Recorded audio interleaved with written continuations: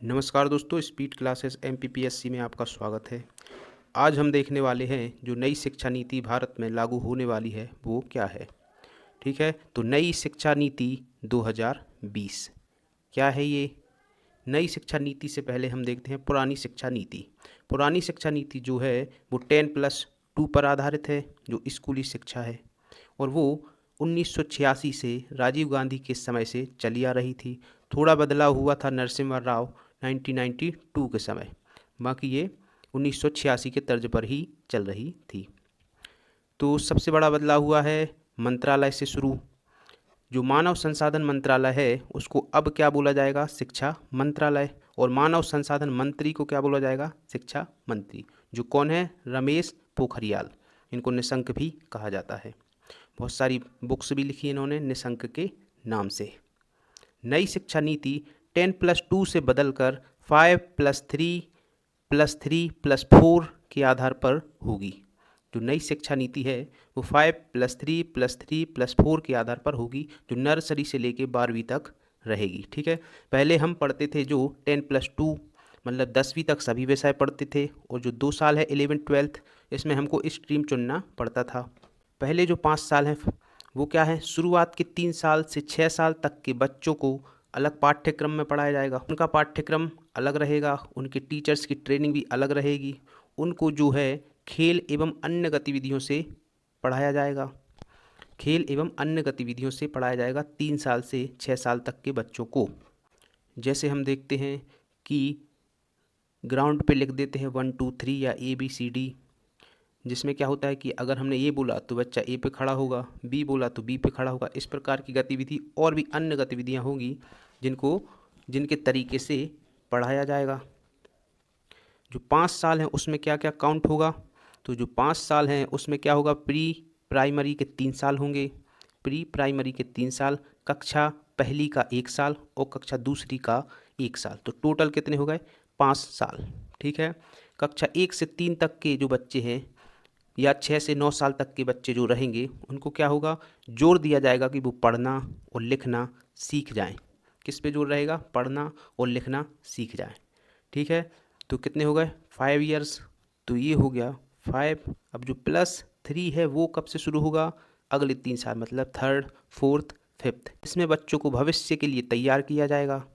इसमें विज्ञान, कला, गणित, सामाजिक विज्ञान और भी अन्य विषय पढ़ाए जाएंगे, जिसमें ज़िंदगी की जो बेसिक समझ है, जानकारी है, शिष्टाचार है और भी जो मूल्य सिखाने होते हैं वो इसी में सिखाए जाएंगे। और कोशिश की जाएगी कि 5वीं तक की जो पढ़ाई है वो मातृभाषा में रहे। मराठी वाला मराठी पढ़ सकता है, हिंदी वाला हिंदी। ठीक है, मतलब कंपलसरी नहीं है कि इंग्लिश ही पढ़ना होगा, इंग्लिश वाले स्कूलों में भी। अगले 3 साल हैं जो 6th से शुरू होंगे, 6वीं 7वीं और 8वीं।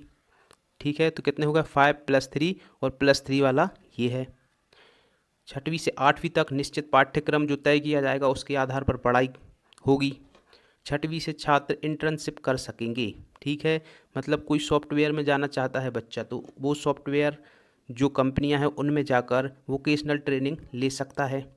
और कोई इंडस्ट्री में जाता है तो इंडस्ट्री की ट्रेनिंग ले सकता है। और भी कई छोटे मोटे कार्य हैं जो हर किसी में जाके इंटर्नशिप ले सकते हैं। अगर कोई खाना बनाना चाहता है तो वो खाना बनाने वाली होटल्स में जाकर ट्रेनिंग ले सकता है। और भी अन्य जिसमें जिसकी रुचि होगी वो वोकेशनल ट्रेनिंग 6वीं से स्टार्ट होगी। अगले जो 4 इयर्स हैं मतलब कि 9th 10th 11th 12th ये एक समान माने जाएंगे। और जो स्कूली शिक्षा की आखिरी स्टेज है, ठीक है, इसमें 9th 10th 11th 12th इसमें क्या होगा, किसी विषय या विषयों के प्रति गहरी समझ विकसित की जाएगी। इसमें और गहराई में पढ़ाई होगी, विश्लेषण क्षमता बढ़ाई जाएगी। और सबसे बड़ी चीज़ इसमें सेमेस्टर पद्धति लागू की जाएगी। क्या पद्धति, सेमेस्टर पद्धति, मतलब 6-6 महीने में एग्ज़ाम्स होंगे, मतलब बच्चों को साल भर पढ़ना होगा। इसमें स्ट्रीम सिस्टम को ख़त्म कर दिया गया है, मतलब ऐसा नहीं है कि हमको साइंस लेना है, आर्ट्स लेना है, कॉमर्स लेना है। ठीक है, इसमें हम बहुत सारे सब्जेक्ट एक साथ पढ़ सकते हैं। मतलब मैं चाहूँ तो गणित के साथ इतिहास पढ़ सकता हूँ। ठीक है, गणित के साथ इतिहास पढ़ सकते हैं। कॉमर्स लिया है अगर उसमें तो कॉमर्स में चाहे तो फिजिक्स पढ़ सकता है, ठीक है, फिजिक्स वाला चाहे तो भूगोल पढ़ सकता है। जो बच्चे का मनपसंद सब्जेक्ट होंगे वो उसका एक पूल बनेगा, उसमें से वो सभी सब्जेक्ट को पढ़ सकता है। कोई छात्र मनपसंद विषय को चुन सकेगा। गणित का छात्र इतिहास पढ़ सकेगा, इतिहास वाला फिजिक्स पढ़ सकेगा, इतिहास वाला फिजिक्स पढ़ सकेगा। बहुत सारी लैब तैयार की जाएंगी। क्या तैयार की जाएंगी? लैब्स। अमेरिका की तर्ज पर वर्चुअल लैब और बहुत सारी गतिविधियां होंगी। तकनीकी पर जोर दिया जाएगा। आर्ट, कॉमर्स जैसे विषयों के लिए भी लैब्स तैयार की जाएंगी, जिसमें क्या हो, तकनीक को बढ़ावा मिले और एक उच्च दक्षता वाला छात्र स्कूल से निकले। ऐसी कोशिश की जा रही है। बहुत अच्छी नीति है। अगर ये लागू हो गई पूरी तरीके से तो छात्रों को बहुत फ़ायदा होगा। बोर्ड का प्रेशर भी कम किया जाएगा। इसमें क्या होगा कि टीचर जो अंक देते हैं उसके साथ साथ बच्चा अपना मूल्यांकन भी कर सकेगा और उसके सहपाठी को भी मूल्यांकन करने का मौका मिलेगा, जिससे क्या हो कि बच्चे का सर्वांगीण विकास हो सके। इस पर जोर दिया जा रहा है। और भी कई चीज़ें हैं।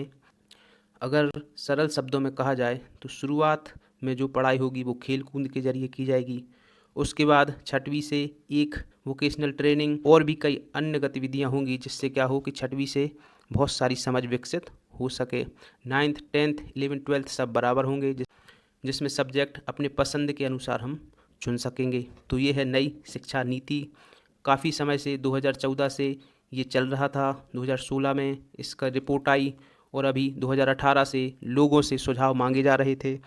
तो सरकार ने जनता से सुझाव मांगे थे तो 2 लाख सुझाव सरकार को मिले हैं, जिसके तर्ज पर ये नई शिक्षा नीति तैयार की गई है। बहुत सारी समितियां बनी, उसके बाद कहीं जाकर 2020 में ये शिक्षा नीति आ पाई है।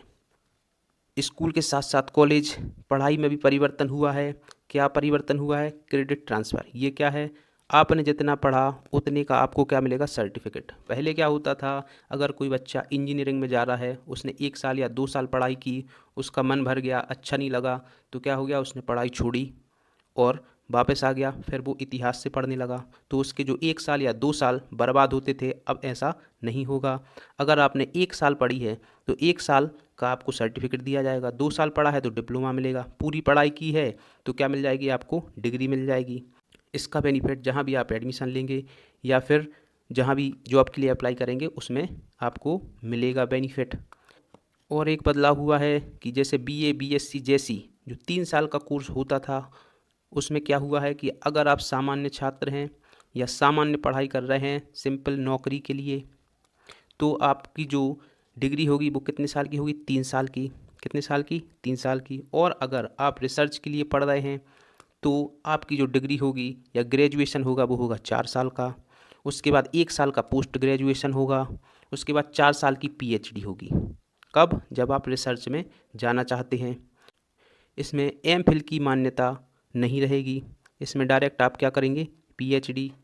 देश में उच्च शिक्षा के लिए एक मानक तय होगा। अभी क्या होता है कि सेंट्रल यूनिवर्सिटी अलग पाठ्यक्रम है, स्टेट यूनिवर्सिटी का अलग है, डीम्ड यूनिवर्सिटी का अलग है। अब क्या होगा? पूरे देश में शिक्षा का एक मानक तय होगा, उसी के अकॉर्डिंग पढ़ाई होगी। UGC AICTC हैं, इन सबको मिला के एक उच्च संस्था के लिए मानक तैयार करेंगे। पहले क्या होता था? UGC अलग है, AICTE अलग है। अब क्या होगा कि एक ही मानक तय होगा पूरे देश के लिए। स्कूल के लिए भी शुरुआती पाठ्यक्रम NCERT तय करेगी। उसके बाद पूरे देश में एक ही कोर्स लागू होगा। नए कोर्स लाए जाएंगे, नया सिलेबस होगा। ऐसा ही क्या होगा? कॉलेज में भी होगा। बहुत सारी तकनीक को बढ़ावा दिया जाएगा। अभी इतनी डिटेल्स आई हैं, बाकी डिटेल्स आना बाकी है। तो ये थी नई शिक्षा नीति। ठीक है, अच्छा लगा हो तो चैनल को सब्सक्राइब कीजिए, लाइक कीजिए। और जो अपनी क्लास MPPSC की चल रही है वो चलती रहेगी। जेल पहरी की नई क्लासेस शुरू की जाएंगी। Thank you.